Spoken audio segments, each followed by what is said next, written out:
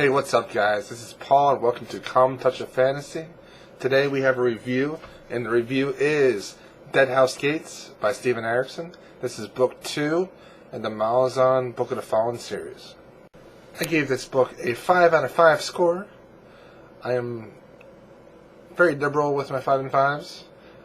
It doesn't bother me. If I love a book, I give it a 5 out of 5. A total score of 22 out of 25. The plot was a 4. The characters were a 4. The setting, the world building was a 5. The writing style was a 5. My first 5 for writing style I've given out yet. And the heart and mind aspect was a 4. This is an extremely epic fantasy novel. In Deadhouse Gates, we follow 4 character paths. The first character path that we follow is the refugees from the rebellion against the Malazan Empire. So there's these refugees that are of the Malazan Empire, and they're trying to flee the rebellion. They're trying to kill everyone that is of Malazan. And so these people are trying to get to the closest Malazan city for help. They have to cover a large desert to do so, and the entire time people are trying to kill them. The next path is a young girl. She gets thrown into prison with 2 unlikely associates, and they're trying to get free from prison. The third path is a path of vengeance for a lot of the characters from Gardens of the Moon.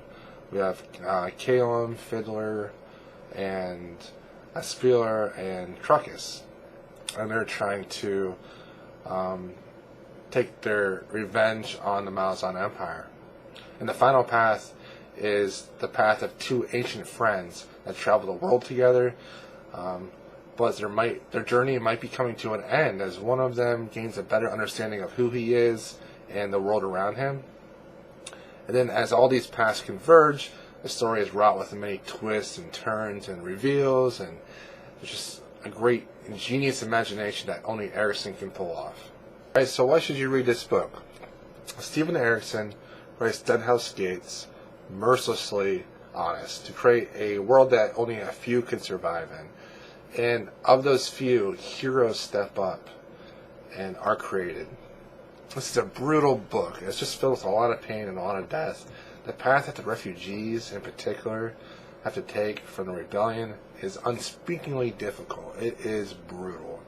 Erikson writes that knowing who is in the right and who is in the wrong is a matter of perspective. You know, at the beginning we're so happy that this rebellion is going against the Malazan Empire because we always consider the Malazan Empire to be something evil, but Erikson wants the reader to understand that in war there are no 2 clear-cut sides of good and wrong.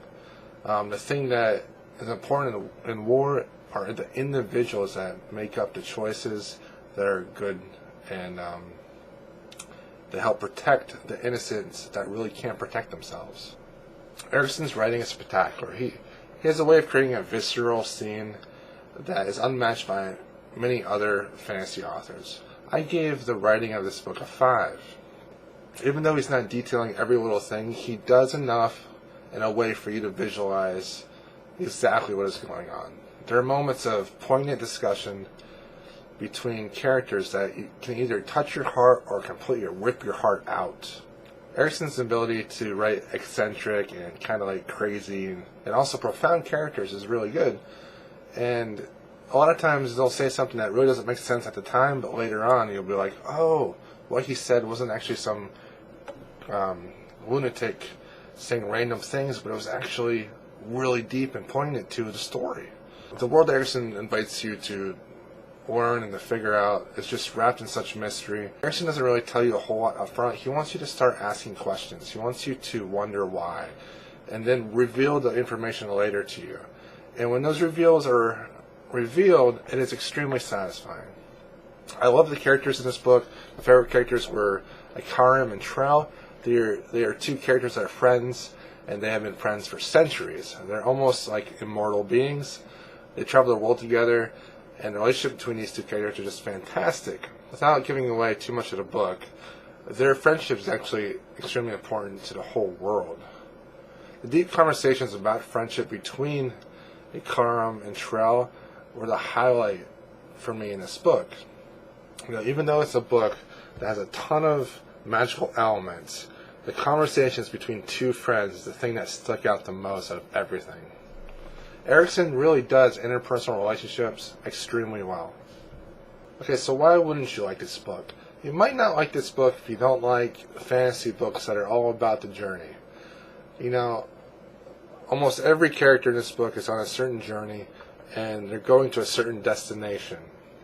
The pacing is purposely slow because we're focusing on these characters during this journey and how they change and how they interact with each other and the things that happen to them. Because the pacing is a lot slower, the scope is more epic and more detailed. I personally really like that in my fantasy books, but for some people it just might be too slow for them and they might get bored. Another reason why you might not enjoy this book is that it is an emotionally draining book. There's a lot of difficult passages in this book. There's a lot of descriptions of brutality. Erikson doesn't really focus on the violence itself, but he lets the reader know what happens so that you can understand the plight and the reasons why things are happening in the story. Erikson wants you to understand what kind of world this is in. He doesn't really want to hold back at all. I recommend Deadhouse Gates and the Malazan series to anyone that's looking for an epic fantasy series on a grand scale. There's a lot of mystery in figuring out how the world works and why characters choose certain actions. Erikson tells a story as the story progresses. It's not really when we want to know the information, but when Erikson feels like it's time to reveal that information. And I personally like that. It reminds me of a lot of the TV show Lost. I was a huge fan of Lost, but Lost always held back the mystery. And that's why I kept watching, because I enjoyed that. I enjoyed trying to figure things out. I enjoyed trying to understand what was happening. And Malazan is a lot like that. There's many characters, there's many overall mysteries, there's smaller mysteries, and then there's incremental, smaller storytelling, and there's like a large scale mystery as well. And I think if you enjoyed Lost, you might enjoy Malazan. So this has been my review of Deadhouse Gates by Steven Erikson. A very well written book. I enjoyed it tremendously. It's a little slow at times. The pacing is slow, but I like that. But extremely well written, and I give it a 5 out of 5. Thank you for watching this review. Please watch for the next review. It's going to be The Last Colony by John Scalzi, and I'll probably do that tomorrow, perhaps Thursday, I'm not sure. So that's coming up, and also my weekly fantasy update is coming up as well, probably tomorrow. So look out for that from my channel. Subscribe, like, and comment, and thank you for watching.